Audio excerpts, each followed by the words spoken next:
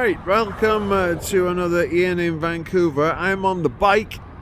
I've ridden around North Vancouver, took the C bus and come along past Crab Park, down Powell Street and then into East Vancouver here. And I've parked up here at this bench on Wall Street, and the ferry. We're having an urban impact. Ferry, or it says it's a floating hotel over there. And then we've got the docks. The sun's coming out. It's a mixture of cloud. We've had a lot of snow, and it's quite cold. And my hands are freezing. So, thanks for watching. Thanks for subscribing. I know it's been a while since I posted. The weather's been shit.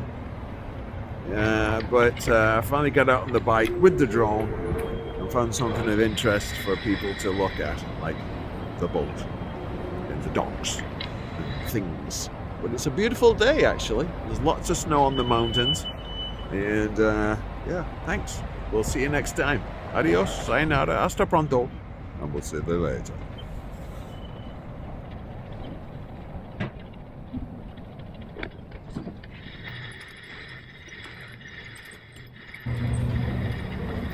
Thank you. Wait.